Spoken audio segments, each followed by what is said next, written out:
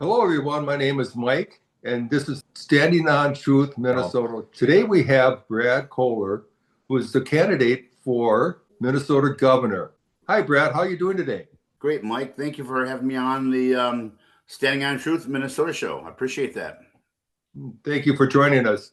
Could you tell us a little bit about yourself, history, background? Yeah, I'm originally from Ohio. Grew up there. Wrestled football, star and in sports. Did very well, and moved here over 30 years ago. And Libby and I have 8 kids together, and we each have 4. So we have a very busy holidays. So we're always busy. But all of them are, through school and college, and we have one more left in high school. One more is a senior in college. One's a senior in high school now. They're coming on to the 2026-27 year. I used to be a UFC fighter, so I fought all over the world. I fought in the cage. I was a 3-time world champion. And grappling, I was a wrestler coming out of high school, college. So I won 3 world championships in grappling as well. And then got into business between the gym business, the restaurants, and manufacturing. I learned a lot about basically everything that has to do with business, just on my own. Basically, I've been homeless a few times in my life. I wrote a book about my life. It's called Built for This. It's on my website at bradkoehler.com. It talks about my entire story from coming from a rough upbringing to being homeless to becoming self-made. And I invented my own boxing equipment. I sell them all over the world and manufacture them myself.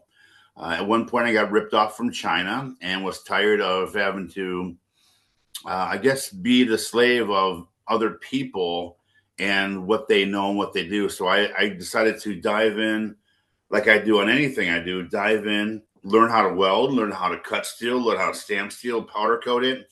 I do my own vinyl logos. I do my own upholstery. I do the sewing myself. The foam is the only thing I don't do, but I did create the compound for the foam. And then I invented my own gluing source for it that helps the foams adhere to the steel. So that, again, I have several inventions in one invention alone. And I did that. It took me a long time to perfect the product, I should say. I have actually 12 inventions out there. I kept 3 to myself, which are part of a boxing, fitness type of series. And then opened up a women's boxing gym in 2019 with my restaurants inside, with my manufacturing, all under one roof. And there's a longer story to it. It's in the book. And, I know we don't have limited time, but I really love servicing people and helping people accomplish their goals. Coming from somebody who is very goal oriented. And I love that telling the American dream story, and, being a professional athlete and then an inventor, an author, businessman. I really think you can do anything if you put your mind to it here in America. And so when 2020 hit, my businesses were all shut down. And I saw that the surrounding states were open and here we are shut down. I really thought that was kind of an indication we have poor leadership or just bad leadership. Okay. I mean, you can say to both actually, but what got me worse than anything else is we had 2 kids on scholarships, one at Wisconsin, one at St. John's. And when you're forced to take a shot to keep your scholarship and stay on campus, that to me, I felt, okay, maybe I got to learn more about this Constitution, more than I learned in high school kind of thing. And so as I dove into this and found how are they violating our rights so much here and getting away with it. Then the George Floyd thing hits, and it's like, how are we really managing this state? How are we allowing businesses and people to not be protected? Again, the elected officials' sworn duty is to protect and serve, just like our military and police officers. Why isn't it being done? So this is what really drew me in, seeing that somebody has to stand up and fight. You know, yeah, I'm a fighter, but it has nothing to do with it. It has a lot to do with really about not talking about it and complaining, but actually doing something about it. And so I get to be really, when I dive into something, look out. You can't stop me. Okay. So I started this in 2020 when I said I was going to run for governor. And friends of mine said, maybe you should start off at a lower level first to get your, feet under you for politics. Well, in Minnesota, it's not politics, it's politics. Okay. And, you find out who you can trust, who you can't trust. And frankly, both parties are messed up. Both of them are divided. I don't believe that either party is wrong. I believe the people running the parties are wrong. And so to me, I have a lot of friends that are Democrats that are running for office and that are in office. Same on the Republican side. And for me, I'm a guy who I get along with most people. Now, if you tell me that you're going to do it this and you're going to do it this way, and I don't believe in that, you've got a problem with me. And as a former UFC fighter, and stepping into the cage, there's not a whole lot that scares me. And so I do say what's on my mind, and I'm not afraid to stick up for the weak people that can't stick up for themselves. So for me, this was a mission given me by God. I woke up one morning, I joke about this at the forum, but it's the truth. I woke up one morning and I decided I'm going to run for governor. And it's like I heard this voice. And I look over to Libby. I go, "Did you say something to me?" And she goes, "Shut up, I'm sleeping." So I knew it wasn't her telling me to run for governor, because she doesn't like politics at all. So I felt that this was coming to me with the universe talking to me, God talking to me, and being the spiritual person I am. I believe that things come to us in life at certain times that if you listen to them, you can take a path that leads you down something that leads to greatness. And kind of like how your taste buds change, throughout the years, all of a sudden, oh my gosh, all of a sudden love avocados, or guacamole. I mean, these are things that I didn't like as a kid, but I love them now. And I was never involved with politics before that. As a businessman, I stayed away from it because it's a very emotional topic. When I dove into this, I really did. I ran for Senate in 2022. Ran for about 13, 14 months. I lost over here in District 38, which is Brooklyn Park, Osseo, and Brooklyn Center. I learned a lot. I learned who I can trust and who I can't trust. I learned about some of the stuff that they tell you to do doesn't make sense to me as a business person. I took a product from napkin to an international success, learning how to brand it on my own because I was tired of people ripping me off. Social media people, website people, content people, all of them. It's like you pay this money, then you're waiting for answers, you're waiting for responses, you're waiting for results, and you're at the mercy of these people because you don't know how to do it. So I decided to dive in and learn how to brand my product myself. Well, we really were doing well before COVID, and I was growing immensely, selling containerfuls of it all over the world. Okay, so the product's called Combo Hitter. It's a wall-mounted, versatile boxing machine that's endorsed by the Parkinson's community. So I was very involved with the Parkinson's community, helping them, of course, prolong their life because, again, this is one of the things I thought God gave me, a great product that's safe for people, and the Parkinson's patients loved it. So I really got involved with that. And then one thing led to another, and I kept growing and growing and growing as the boxing, the Rocksteady boxing community inside the Parkinson's kept growing. So from 2015, they went from 3 locations to 2019, 700 locations worldwide. That was a fast growth with a product that they endorsed, that they, even in Japan and everywhere there is Parkinson's, we had my product in those stores and on websites all over the world. So it was a blessing. It was a gift, that why did I come up with such a great idea? You know, I mean, people don't think I have any brain, you know, Dane Bramage, I should say Dane Bramage from fighting, but you know, yeah, I took a lot of, you know, between football and wrestling and fighting. You know, I was an athlete. You know, I stuck my head in there everywhere, and I fought in the heavyweight division and the biggest stage and the toughest sport in the world. And believe me, when your family and friends go, "You're going to get killed," you know. I'm talking politics again now, by the way. I know, but it's something again. It's like going, "Wow, there's an opportunity here.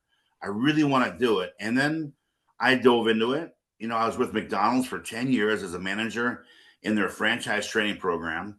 At that time, I was a single father trying to raise my daughter, and we were broke. We were getting ready to be evicted, and this came to me, and I was like, "Yeah, hit people in the fist with my face. Okay, how much do I get paid?" Right?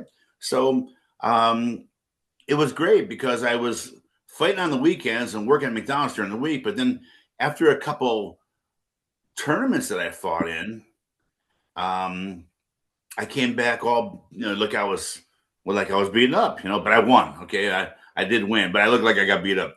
But they found that a conflict of interest and let me go. Now I was making more money as a fighter than I was at McDonald's, thank God. But I did, you know, save us from being evicted and got to have the opportunity to have a better life. And then the rest just took off, you know, getting into politics again in 2020 and then really diving in 2021. I ran for Senate. I ran for Congress right away after the election in 22 because I really wanted to learn all aspects of government to be the governor.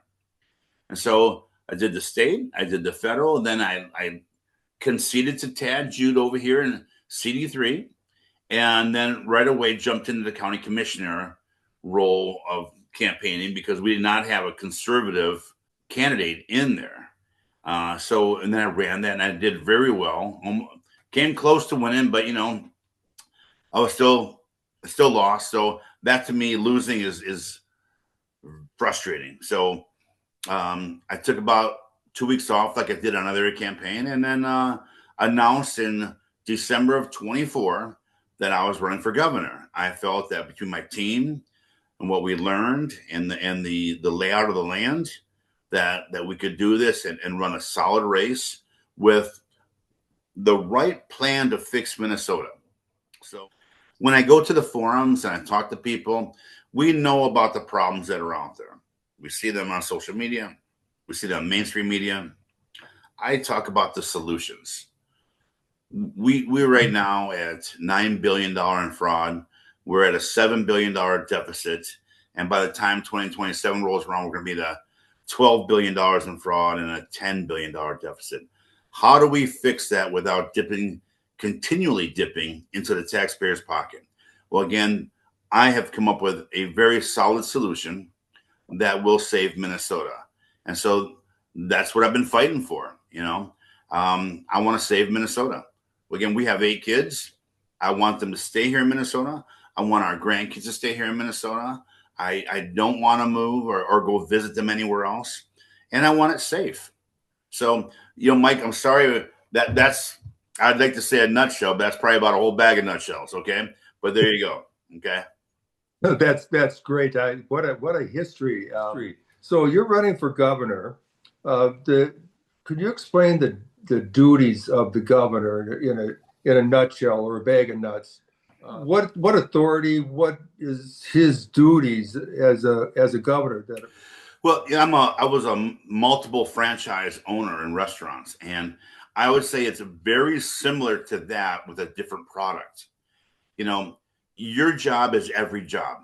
You must oversee and hold accountability to everybody underneath you to make sure that number one, you know, you're in the restaurant business, it would be your customers.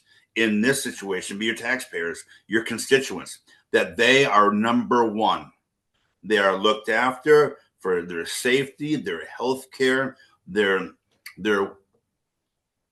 absolute opportunities to be productive. Okay. And then also you want to make sure that you're constantly growing and teaching your staff. One of the reasons why a lot of businesses, businesses don't fail, people do. So our government isn't failing. The people running it is failing. And I think you'll agree with me. It's like without doing no action is also an action. So a leader, again, holds that accountability and standards to say, well, why did you do that? Well, that's non-productive. So let's show you this path. Create a path, educate why we're going to be on this path, and make sure that they understand that this isn't about you. This is about the people who elected you. And that's who you got to look out for first. So when you go into the office and sit there and fall asleep while you're in session and take naps, I know you're laughing because you know it's true. Okay. Who's holding them accountable? Okay. And our taxes have gotten so bad here that you don't start earning $1 of your income for 4 months. The first 4 months are to pay taxes, right? And so taxes on buying a house, selling a house, buying a car, selling a car, on gas, groceries, clothes, tax on everything, even investing. Let's not forget death. You get taxed on death. Okay. So all these taxes are going on, and you got to work 4 months to pay them off for the rest of the year. Your average politician only works 4 months. Now, to me, that doesn't seem like a fair trade-off. We're busting our butt for them to do really nothing. And, I always ask, do you think we're doing better in the last 9 years?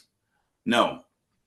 As and I did take my company public for a short time to only realize that they're not out to help the customer. They're out to make money and not help the customer. So I took the company back because, to me, helping those Parkinson's patients, people that are sentenced to die, that to me was a priority over money. So for this office, okay, you've got to prioritize it. Now, if this was a publicly traded company and our CEO and its management team are down $9 billion and have no answers, I'm sorry, they don't deserve a raise and a promotion. So, I look at it like that because it is about the almighty dollar. Because when you don't stretch it far enough and you go to the taxpayers for more money, that's pure laziness. That means they got up the table and said, you know what, we can't figure this out. We'll just raise taxes. That's not leadership. So there's many roles in this. And again, it starts with, holding yourself to a higher standard. Every job is your job. And then team building, bringing the right people in there that have the same passion about people over money than what's in there right now. And people that will work with you side by side. I don't care if they're blue, red, green, or purple. As long as they're for the people, that's what I want. So, bringing people in there right now that I'm already, assigning commissioners to these, and some of them are Democrats, some are Republicans, some are independent. But again, what is going to fix Minnesota? I'm not a salesman, Mike. I'm an operator. Okay. This is about fixing something that's broken. I'm not going to reverse engineer something and hand you back the same piece of crap. We're going to fix this and fix it right. So basically, the Minnesota people are proud of their state again. We can bring people back here to open businesses up, offer more opportunities, and increase our population. Because right now we have half the population that we need here to really function as a solid state, to make sure we have a low tax levels for the next several decades, and to make sure our next generations can not have our debt. So your plans for Minnesota, you had some brief points there that you brought up. You talked about taxes, you talked about businesses and starting up here. Is there more defined plans you'd like to share with us at this time? Or? Yeah.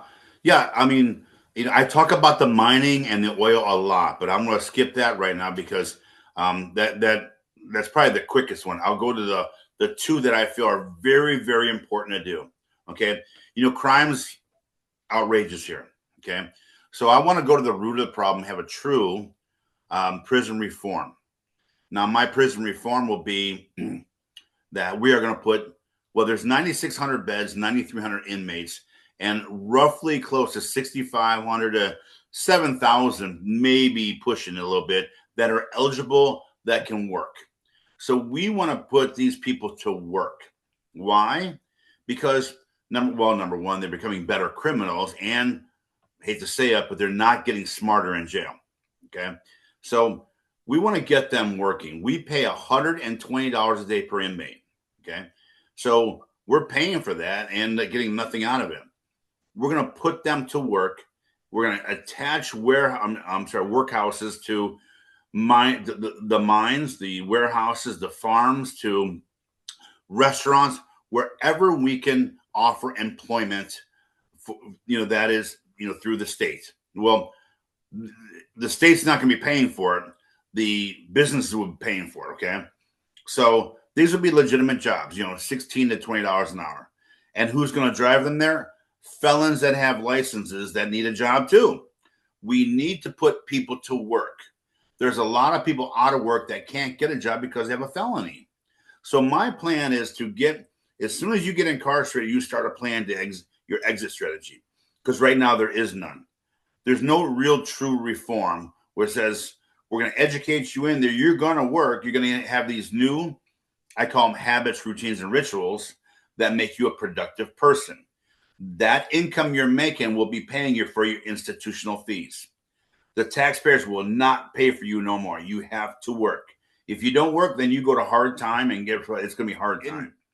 You talk about, oh, this is slavery or forced. No, slavery right now is 25 cents an hour in jail.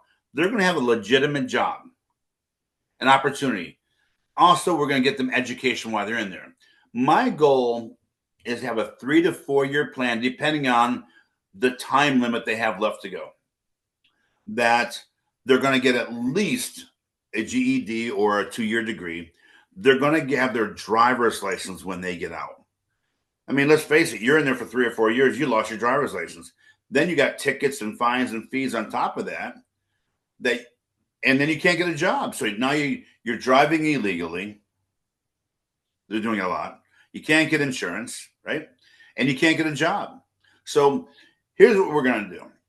We're going to make sure that they're in there working. They're going to get educated. We're going to make sure, I'm sorry, you got to wear a belt. If I see your boxers, you're going back to day one, okay? You've got to be able to conform to society. So we're going to make them work, pay for the institutional fees. They can work 7 days. It's not illegal to do that if they want to have overtime.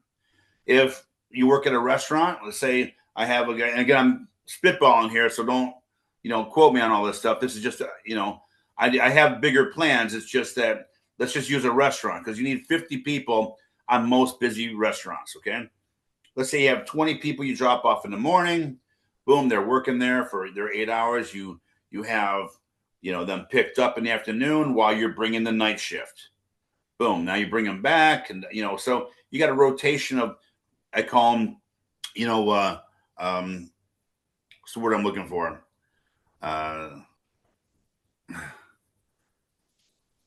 It'll come to me here in just a second. So they have to work. You know where they're at. You know where they're going to be. So we get these other felons. We have all these buses, these STS buses that aren't being used. So we can bring them here. Okay. So back and forth, we can bring them. So they're doing all this, and they're getting it. We're working on their driver's license. They're saving money to get out. And when they get out, okay, great. We what halfway homes are. Halfway homes don't work for anybody. They lower the real estate in the area because why? There's criminals sitting there just walking back and forth. They don't have jobs, they don't have license, and they're committing crimes. So we have a true halfway house of people that are productive and working. And of course, never let them go back to where they committed their crimes, because I believe you have got to, you become a product of your environment. So A captured audience is what I was looking for. There are captured audience, and they have to work. They get through their program, and now they're in this halfway home for a year. And again, it's a staging process to where you've earned the right to now become part of society again, full-heartedly. We're gonna wipe your slate clean and let you move on with your life. One of the problems that we have here in Minnesota, we keep punishing our criminals. After you get off paper here in Minnesota, which is probation or parole, it's 7 years. 7 years before the background check doesn't apply. 7 years. So if you're a criminal, you get out and okay, now you got out of jail and you're on probation for 4 more years. Okay, you're off probation. Now, 7 years from then is when you can now apply for a job and it doesn't show up on a background check. That's a long time to be forgiven. Okay. And don't get me wrong, I'm hard on crime. I'm an SOB on crime. So my motto will be don't mess with Minnesota because we ain't playing. And so when I get inaugurated, it's going to be criminals. If you're still here, you better run because we're coming for you. And you think ICE is bad? No, we're going to utilize everything we can to make sure that we provide safer communities, borders, our streets again. I want it so safe that I can put my daughters on the light rail to go to a baseball game or a football game and come back safely. That's the confidence I want to have in our cities again. This is, I believe, my baby, a true prison reform that gives people a second chance. And again, in my book, it talks about my second chance. 2 decades ago, I got in trouble. I was carjacked while my kids were in the car. As a UFC fighter, guy hit me. What do you do? But I got in trouble. We don't have a stand your ground law here in Minnesota. If people broke into your house to steal from you or possibly hurt your family, you're supposed to run? We're going to bring back the stand your ground law. And you know what? I am a 2A guy. I'm a Second Amendment person. But I think that, we've got to make sure we can protect ourselves. And if I can make sure the streets are more protected, your homes are going to be more protected. So that's one of the things I really want to do. The other one, these college kids, these William Mitchell and Hamlin Law and some of these St. Thomas, I want to create a DOJ, a public awareness of accountability using our college kids in internships that are public about what's going on with our finances on a weekly, monthly auditing system that makes us so transparent we can trust our government again. Now, I want to claw and scratch and get all that money back. It's embarrassing here in Minnesota. I think you'll agree with me that we become the black eye to the country and a laughter to the world about what's going on here because of our leadership. The money stolen was not just Minnesota money. That was American taxpayer money. It was federal money. Even Hawaii and Alaska, I want to get that money back for the American people and make Minnesota proud again of where we live. So those are the two things that are really high on my list. I could say 20 things, but because there's a lot to fix here. There really is. So, but that was a quick answer to your question. It only took 20 minutes. Yeah, that's quite all right. It's great information to know. You did mention mining and oil. One thing that is also that's I think are on people's mind is energy. So that what are your opinions about those three items? The oil and energy sort of go together, but then also mining. Well, I'm not a fan of our electric and gas company. The wind things are working. Nuclear power plant has been talked about quite a bit. I don't know if that's something that's in our budget that we'll have a return investment on for probably 10 years. It all sounds good, but kind of like Jesse Ventura starting the light rail. It keeps costing us more and more money and end up with fraud in there. I think what needs to happen is we need to demonopolize these power companies. Oh, and don't get me started on Comcast cable, okay? You never get the right channels, but I'll tell you what. These are things that we are, handcuffed on because we don't have our elected officials looking out for us. I get people call me, all the time. My phone's been lighting up already this morning. Brad, I had a car warranty, and they're not covering the warranty. They won't do this. I know what you're doing because my wife, her van broke down and pulled over. It was overheating. She towed it into where she got it fixed, had a full bumper-to-bumper warranty, and they refused to pay for it. $17,000 they wanted from us for a new engine. And when you go in there and say, wait a minute, no, it's covered. And then they say, these are the things that I want to do, stick up for the American people, the Minnesota people, and say, we're not taking that no more. I'm tired of the big screwing the small. Okay. Now, your question was the mining and the oil. Okay. We're being screwed by this big right now with our electric and gas. When I was being shut down for COVID, I didn't get a break on my electric and gas. I didn't get a break on my security cameras on Comcast. No, pay or we're shutting you off. Well, the government shut me down. Shouldn't the government be paying for it then? And some kind of, nope, I didn't get no PPP, no grant, no nothing. But yet here they are still getting the threatening phone calls on that. And I'm sure a lot of people can relate to that.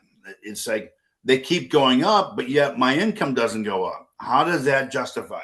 I'm going to fight to lower those utility bills based on your household income rather than let them do what they want to do. And you know what I'm going to do? The more that they increase their regulations or taxes or fees or whatever, the more pressure I'm going to put on them because they can't just raise their bills to you just because they want to buy another Learjet. That ticks me off. Okay. You're laughing because I'm telling the truth here. Okay. That's why your show is perfect for this, standing on the truth. So the mines have about $4 trillion of rare earth minerals in there. You got cobalt, lithium, copper, which is a little dangerous to mine up there because we want to make sure that copper does not interfere with our water system. Okay. So, I'm aware of these things. I have federal people that have mining companies that are really ready to come in there and they're already up there doing samples with geothermal scans. Okay. So I know what's up there and where it's going to be and how to protect the environment. We have helium. We have, gold, silver, nickel. These are things that we don't want to buy from China no more. So how do we help our country and help Minnesota at the same time? That is our $1 trillion jackpot. Okay. Matter of fact, it's $4 trillion. And by doing that, and there's 70 years of mining there, you're going to need 200 new businesses up there to sustain just that mine. That's 65 to 70,000 people making $70,000 to $80,000 a year. And that's a lot of tax revenue. Think about that. That's about $65 billion a year coming in on tax revenue. That's our 2-year budget right there. So you want to talk about lowering taxes and collecting a dividend on that, because I kind of copied this from Alaska. The oil up in Alaska, the people of Alaska get a dividend from all that oil. I believe we should get a dividend from that. I believe the people of Minnesota deserve that. And if we have a surplus, you should get that too. This to me is smarter business when you take care of the people and keep motivating them to stimulate the economy and build and grow and want to work more. Okay. We want people to be, well, Minnesota's a great place to come to because, well, if you've been here for over 5 years, you get a dividend. You get actual tax returns from the state when they have a surplus. We will. Okay. Not like this government we have right now. And then the mine. So That's a great start to save Minnesota.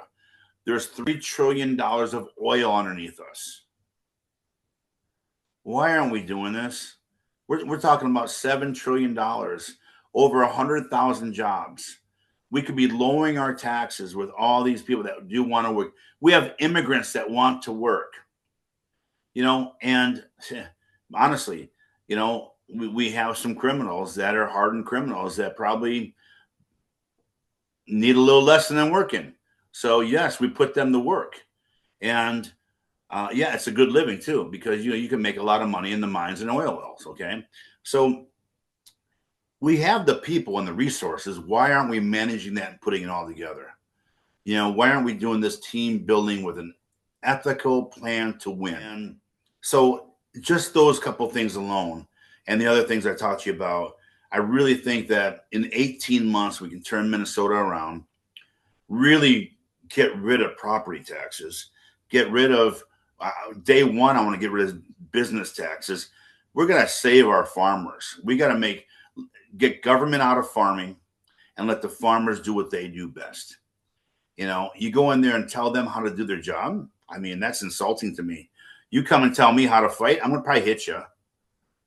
How does that feel? I mean, and that's the only problem I have with politics and fighting is I can't hit my opponents no more. So anyway, not that I would, but Yeah. Well, the thing is, you hit them with the truth.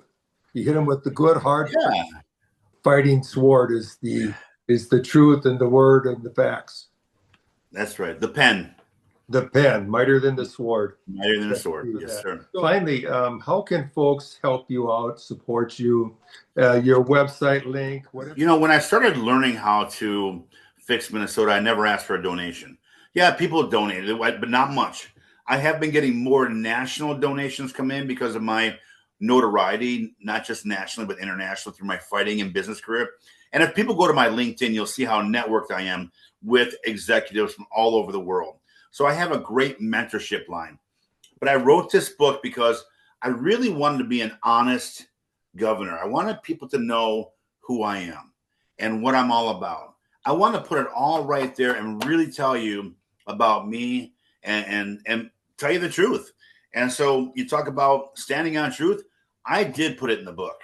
It's on my website at bradkoehler.com. The book's $30. I autograph it for you personally. And then I give you my trading card that is also sold on eBay. And on the back is Animal with the Road Warriors, which one of my best friends that passed away. If you know about pro wrestling, the Road Warriors is Hawk and Animal.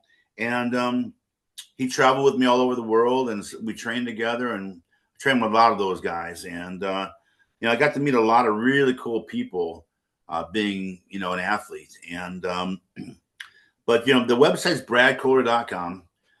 Again, the book it's called Built for This. And I really mean I'm built for this job. I know it's a big job, but I look at it like this, and I fought in the hardest sport in the world in the heavyweight division on the biggest stage. And the training for that alone, I was David against Goliath in every fight. And that's why I believe right now that we need a David, because Goliath right here is kicking the crap out of us. And we really need somebody who's not going to quit or give in or sell you out. I'm not motivated by money. Not. I'm motivated by accolades. I want to accomplish things that help people. It's very well known. I feed a lot of the homeless. I mentor a lot of the felons. I don't ask for a dime. This, again, these are gifts given to me. And if I'm not sharing those gifts, there's something wrong with me. Now, I like working and making an honest living, and that's what I plan on doing. I don't need PAC money. I will not accept bribes or PAC money or any type of big company coming in and say, hey, we want to support you. I won't take it. I have thousands and thousands of $5 and $10 a day donations coming in every day, because that I know how to stretch that dollar. So I don't need somebody's $100,000. Okay. The $5 and $10 that helps me get from city to city to city and do a true grassroots campaign is what I'll continue to do. And so that's what I've been doing. And again, bradkoehler.com. I am all over social media. When you subscribe to my website, you get my personal email and my phone number. We can schedule a call, have coffee. I love it. Building relationships to me is more important than anything else. I want you to have a friend in office, not a governor. Someone you can actually call and they answer the phone. You know, you look like what, 35, 40? You remember back in the day when you could say, you got a problem, write your congressman? Yes. Good luck with that today. I want to bring that back. And if you talk to anybody on my social media platform, my friends, or anybody that I've met on my campaign, I have 130 captains and growing statewide right now. And because I respond to everybody, people are very important to me. And I want to be that guy that does what he says he's going to do. Very, very good. Thank you so much for that. And where can people find your book? It's on my website at bradkoehler.com. And again, thank you so much for being on our channel, Standing on Truth, Minnesota. Well, I'll tell you what, it's a great name, and I'm fighting for the truth and the people of Minnesota.